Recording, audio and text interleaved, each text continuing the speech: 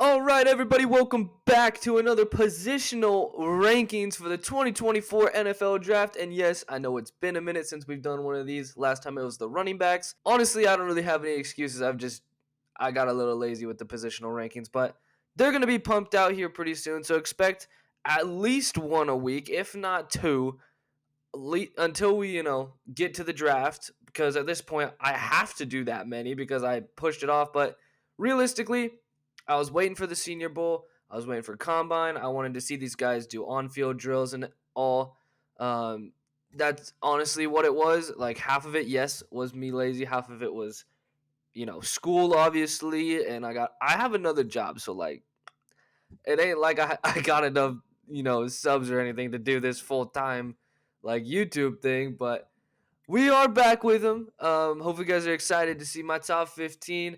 Tight ends will be next, and then offensive linemen, and then we will finally get to the defense at some point. But starting at number 15, as we get right into things, Ricky Pearsall out of Florida is the number 15 receiver for me, and for my number 15 receiver to still be in my top 75, that's how deep this receiving class is. Like, all the way down the line, you go to the 30th ranked receiver. That receiver is probably still a really damn good receiver with high production in college football. Just an insane receiving class. But let's talk about Ricky Pearsall. Originally, he went to Arizona State, transferred to Florida 3 years ago, I believe, when he was going into his junior year. He's a fifth-year senior, so that's why he's down here. He could have came out last year. I think he's got really good NFL size at 6'1", 190. I think he could beef up a little bit.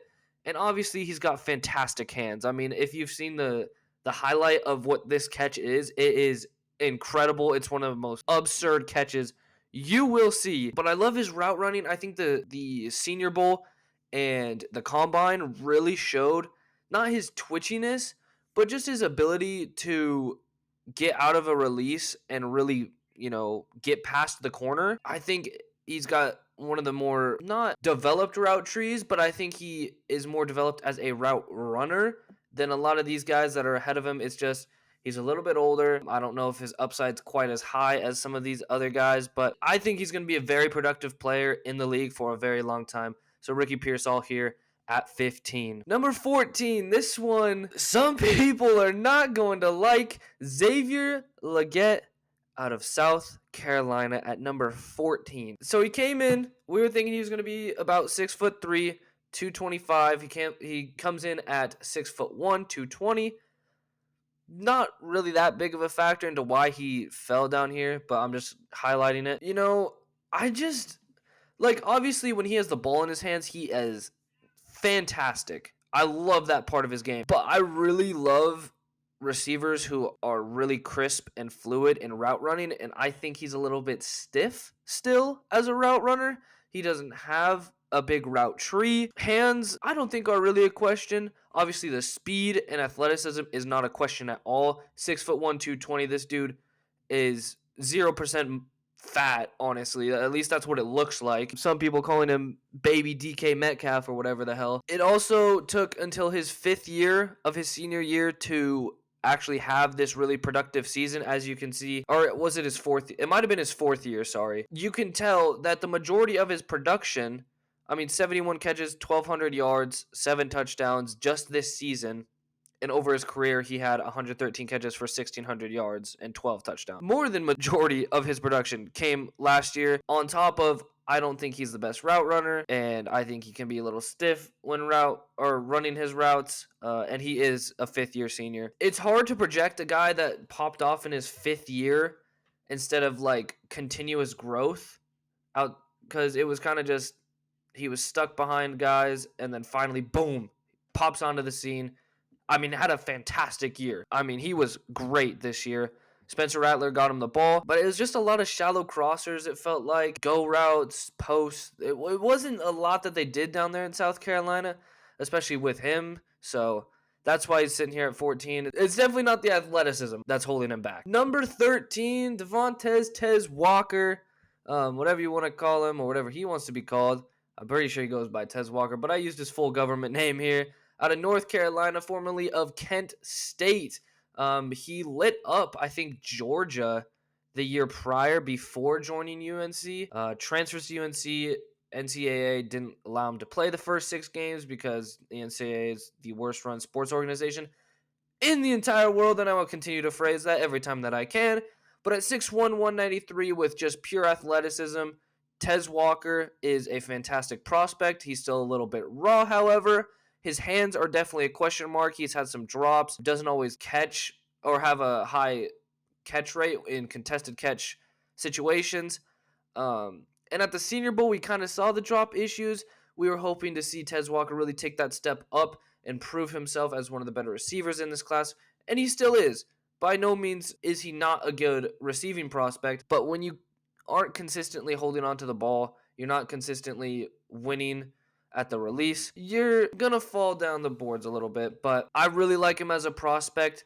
He, I believe, is a true senior. I might be wrong on that. I think he's a senior. He redshirted his freshman year at Kent State. Anyways, he'll be 23 by the time the season starts, so he is still an older prospect. However, I think he's definitely worth that day 2 pick, whether it's early or mid day 2. That's where he should go, maybe in the 50s. I do love his athleticism and his speed. Really got to focus on those hands. The concentration drops are real, and that's why he falls here to 13. And you could have even pushed him back to 14 behind Xavier Legette. I would be completely fine with that. I would love to see his pro day. The hands are a little more consistent. Hands catching. If you're going to catch with your body, that's a problem. Number one problem is body catches for these prospects. But hopefully at his pro day, he can light it up and boost his stock yet again. At number 12, Troy Franklin out of Oregon. There's a couple reasons why he fell. He used to be inside the top 10. Now he's just outside looking in. And for Franklin, there was a couple things at the combine, especially. I know everyone's seen the line drill and him waving, and the speed wasn't exactly there because we know this guy can take the top off the defense. He's got real speed, coming in at 6'2", 176. Would love to see that frame get a little bit bigger as well. 176 is a little light. Get up to 185, 190. That would definitely be preferred. Obviously, it could have just been combine weight. Who knows what his actual play weight was last year? I want to say Oregon listed him in the 180s, but when they were doing the line drill and he was weaving back and forth, it was also the body catches. I think he had a couple drops. It wasn't the greatest on-field display by Troy Franklin by any means, but the tape is undeniable. He was fantastic for Oregon this year. You can see it, over 17 yards per catch, 1,300 yards on 81 receptions, 14 touchdowns. He was the deep threat of that offense, and he was very, very, very productive. He's still a really good prospect. I think he is raw. The thing as well is he's only 21 years old. I think he's a junior. This guy has a lot of room to grow, and he's got more time to do it than some of these other prospects as well. Troy Franklin, I still really like. He is a good prospect, so don't think him being at 12 is like demeaning to his stock as a prospect, because he's still a really good player. You turn on the tape and then you turn on the combine, you're like, this isn't even the same player. Because just remember to always look at the tape, even though sometimes combines, pro days, Senior Bowls, all that type of stuff, you just get caught up in it because it's draft season. It's all the hype. Relax, watch some film. This guy pops off the screen. At number 11, Roman Wilson. He's had the best offseason of any receiver in this entire class, in my opinion. I mean, the Senior Bowl, he absolutely lit up. Just a super twitchy athlete. No one could even touch this guy. They were playing press, and they couldn't touch him at the Senior Bowl. His releases were incredible. His hands are awesome. Super productive player at Michigan, even though the stats don't quite line up with that statement. He was very, very productive. He was a huge part of that Michigan offense, and he was J.J. McCarthy's favorite receiver, without a doubt. He's got run after the catch ability. I think he has return ability. But as a slot, probably a pure slot receiver in the NFL, that's why he's down here at 11, because I love his route running, his twitchiness at the line. He can get off the ball just about as good as anyone in this class. Roman Wilson is a very, very good prospect, but the fact that he might be only playing in the slot is hard to get by. Like, I know when Jackson Smith and Jigba, people were like, he's only going to play on the inside, he's going to play on the slot. I was not one of those people who thought that. I thought JSN could definitely play on the outside, and, well, this year he did. And he did pretty good at it, as well as playing in the slot, of course. But Roman Wilson, I see like a lot of Tyler Lockett in this dude. And Lockett maybe a little bit taller, but when Lockett was coming out of K-State, I feel like that's what Roman Wilson kind of reminds me of. But this little stocky, fast, great hands receiver. He'll be very productive in the right offense. Number 10, Jalen Polk out of Washington. This is not the only Washington receiver, obviously, that's going to be on this list, but Jalen Polk, man, super, super good receiver. Definitely overshadowed by his teammate that we will get to in a bit, and as well as a teammate that's a little bit further down the list in Jalen McMillan. UW put out some receivers, man, but Jalen Polk standing at 6'1", over 200 pounds, just prototypical outside receiver size. But he can play in the inside. He can play on the outside. He's a willing run blocker. He's got great hands, especially through contact. I love his route running ability. Like, he's at 10, but maybe in any other receiving class, this dude might be a top 5 receiver. That's just how good this class is. But Jalen Polk, super, super good player. Really productive receiver. He, I believe, transferred from Texas Tech 2 years ago. I don't know. This could definitely be the biggest sleeper of this receiving class, in my opinion, just because his route running ability and his hands, like, he is NFL ready, and I think he'll come in immediately as, if he's a wide receiver 2 in an offense, in my opinion, one of the better wide receiver 2s day one when he comes into the league. So, and he could definitely develop into a wide receiver 1. We'll have to see. Route running over the middle of the field as well. I think he has a good feel for where the DBs are, and he just finds those pockets, man. At number, what is this, 9?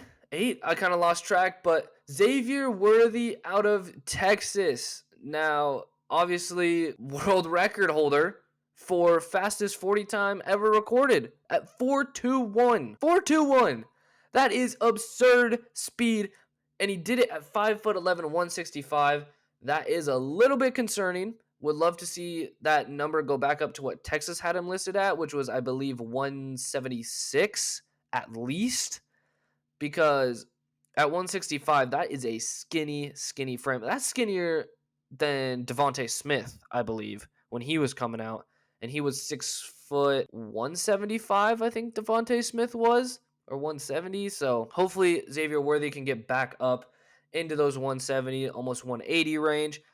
That would be much preferred, because I think people would be a little more optimistic about him not being so injury prone to big hits in the NFL. But top 50 prospect for me, just an absolute deep threat. Can kill you over the top. He played punt returner at Texas. He has that return ability as well. Super, super productive. I mean, maybe a little bit overshadowed by his teammate, but at the same time, Xavier Worthy, if you don't account for him in the deep third of the field, it's going to be a long day if you don't. He's got Tyreek-like speed, obviously. John Ross type speed. Like, day one, people are going to have to account for his speed. Now, is he the most fluid route runner in the world?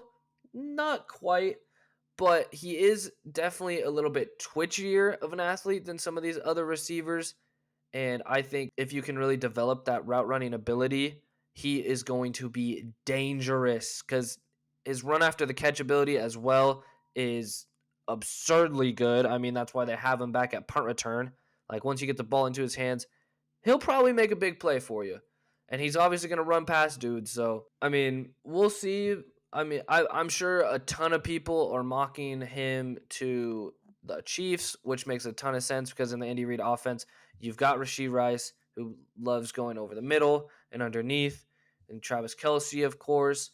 You put this dude to run over the top of those guys, look out, because Xavier Worthy is going to put the NFL on notice his rookie year, I have a feeling. At number 7?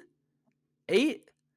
I don't know. Y'all got to keep track for me now. Lad McConkey out of Georgia, 6', 186. Obviously a top 50 prospect as well. a guy that could definitely go in the first round. I don't have him projected to go there right now. I believe he's around the 38 in my top 50 big board. But a guy that I wasn't really that big on as well going into this season, didn't have the most productive season by any means, with only 30 catches, 478 yards, and 2 touchdowns. But that's not what the Georgia offense was about. That's not what the Georgia team was built on. It's not built on this crazy offense. It's built on the defense, and it's built on the run game. And of course, when you have Brock Bowers on next to you, he's going to get a lot of looks and targets. But Lad McConkey, I think, can play on the outside. Some people may think he only plays on the inside. I personally don't think so. I think he can play on the outside and he can play on the inside. Maybe he's most productive from the slot, but I think he can play both inside and out. He's got great hands. His route running might be the best of this class. I'm going to be straight up. His route running, he showed it at the Senior Bowl. He showed it at the Combine. He's going to show it at his Pro Day as well. His route running and his release, he was untouchable at the Senior Bowl. It was insanely impressive. I love his hands. Obviously, he's had a couple injuries, I believe, so that is a question mark, but everything checked out as far as I'm concerned with the Combine and everything. And I mean, he is a willing run blocker as well. In that Georgia offense, he had to be. So, again, another guy who can come in, step on the field as a day one starter in your wide receiver room. He can run block for you. He can play in the slot and get open on underneath routes. He can play on the outside and take routes over the middle or to the outside. I think he's going to be a very, very productive player. Hopefully he goes to the right system to where that can happen. Again, love his hands, and he genuinely might be the best route runner in this class. Whatever number we're at now, we've got Malachi Corley out of Western Kentucky. And now I know some people are going to be a little bit upset with me here because they're going to be like, well, you had Xavier Legette at 14 because he couldn't run routes. This guy gets the ball in the backfield. Well, yeah, that might be true. But I think Malachi Corley has route running ability. I really like his yards after the catch, of course. I think he's better at yards after the catch and after contact than Xavier Legette by a mile. So let's just put that out there. Yes, everyone's comparing him to Deebo Samuel and all this. Like, sure, the height, the weight, the arms, the hands, yes, they're very, very comparable. The play style as well. He is an absolute bowling ball with the ball in his hands. He does not go down after the first tackle. And you might say to yourself, hey, that's 12.5 yards per catch. That's not very high. And yeah, it isn't.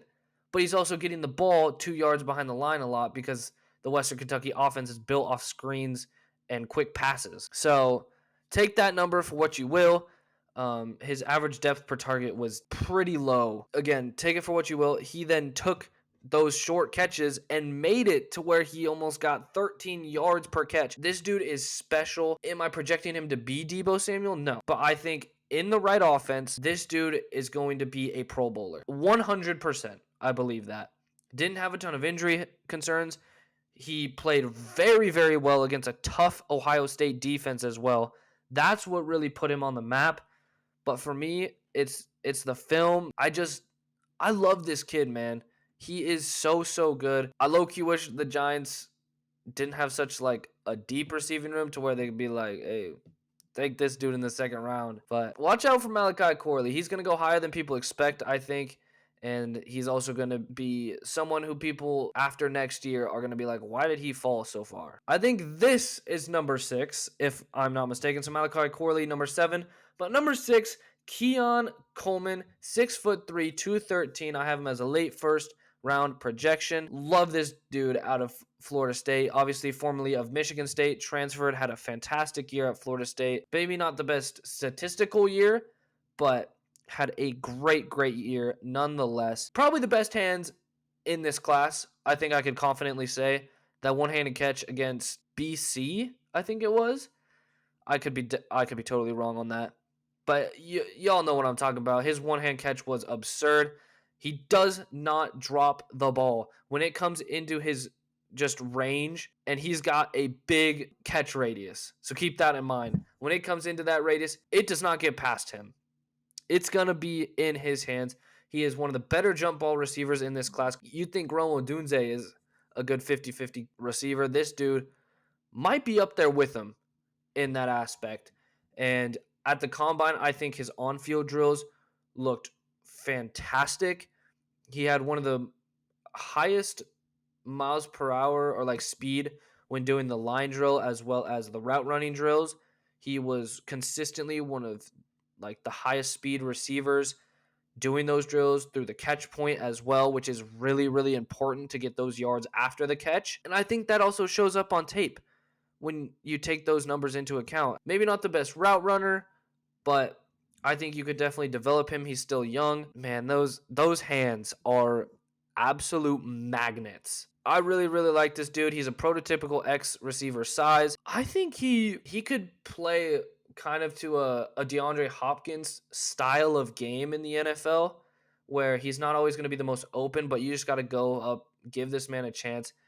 He's got great length. He's got a big catch radius. Like, just let him go up and get it, and he's going to make plays for you. So, Keon Coleman, Florida State, my number 6 receiver in this class. As we head to number 5, in Adonai Mitchell out of Texas, or AD Mitchell, formerly of Georgia, transferred last year to Texas, had his best year by far. And at 6'2", 205, this dude has absurd speed, athleticism. His vertical is ridiculous. I mean, this play that is shown right here, it seemed like he was in the air for 5 seconds. Like, that play happened in like slow motion when you were watching it.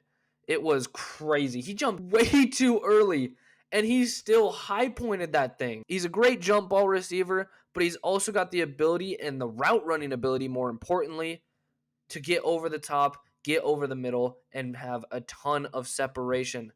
The big thing is, can he stay healthy? That is the question, really, because at Georgia, he didn't really stay healthy. At Texas, I think he missed a couple games. Obviously, everything checked out at the combine, which is great to hear. AD Mitchell, man, one of my favorite receivers in this class, and could end up being one of the most productive of this class, in my opinion. When you take into account his route running, combined with his speed and athleticism, for being one of the more younger and I guess less experienced when it comes to actually games played in this class, I think he's one of the better route runners in this class. That's why he's up here at number 5. As we go to number 4, in Brian Thomas Jr., who enjoyed a magnificent season, to say the least. Like, the only reason this dude wasn't the star at LSU is because they had a guy named Malik Nabers. And Brian Thomas was damn near just as good as Malik Nabers this year. But he is the deep threat. He is the guy that really stretches the field of defenses and is what got Malik Nabers, in my opinion, so many open looks underneath, because they couldn't double Malik Nabers because they had this dude on top of Kyron Lacey going over the top. This dude is a fantastic receiving prospect. At 6'3", 210, he ran a 4.35 40 or whatever the hell it was. Just absurdly fast for that size. Prototypical X receiver size as well, which NFL scouts are going to love. He's going to go higher than a lot of people think. I have him as top 25. I think there's a chance he goes in the top 10. I really do. If the Bears really want a field stretching receiver at that 9 spot, I think that's what Brian Thomas's ceiling is to go. Maybe even 8 to the Falcons. Maybe. Like, this dude is special. Just a long strider. Great hands. Didn't really see a lot of contested catches, so that is kind of my question mark. And along with just route running, those shorter to intermediate routes, can he do them efficiently and consistently? We will see. But day one coming in, he's going to be productive, and he's going to be a deep threat. One of the better deep threats in the NFL. And now we go into the top 3. And at third, we have one of my favorite prospects, if not my favorite, in Rome Odunze out of Washington. And I hate that he's from Washington because he is so damn good. We looked at him and Malik Nabers' film a couple weeks ago. Obviously, they're very different players. Rome Odunze, contested catch, technical route runner, physical, will run block for you. He's going to do all the unselfish things while also being highly productive at the same time. And at 6'3", 212, again, prototypical X receiver size, and he's got the play strength to be a good run blocker in the NFL, play strength to have the same production as he did in contested catches situations in the NFL as he did in college. Enjoyed a career year with 92 catches, over 1,600 yards, almost 18 yards per catch, and 13 touchdowns. He was the reason that McMillan and Polk were so damn productive as well. Michael Penix, I mean, this was his guy. And Rome Odunze is also a leader. I mean, you can see the captain badge on that left shoulder, or right, I guess, if you're looking at him this way. A really good receiving prospect. That's all it is. I think he can come in day one and be a wide receiver one for a team, and he will take on that role and be challenged by it and really work to be the best at it. I think he's that kind of guy. That's what I've heard. That's what I've seen. He is a leader in the locker room, so I think that's another big thing as well. He was a senior this year, so he'll be 22 going into his rookie season, I believe, which is the only reason I have him below another guy that we'll get to here in a second.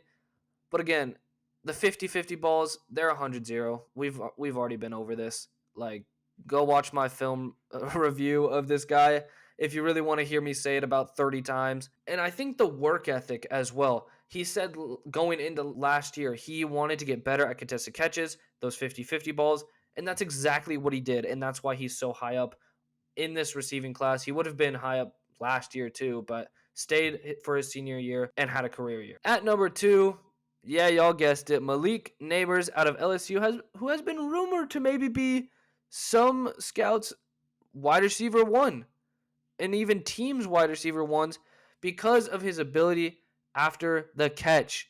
He's got elite athleticism on top of the speed, and then once you put the ball in his hands, the first guy ain't tackling him. Let's just put it that way. At 6'2", 200, great size. He's got decent hands.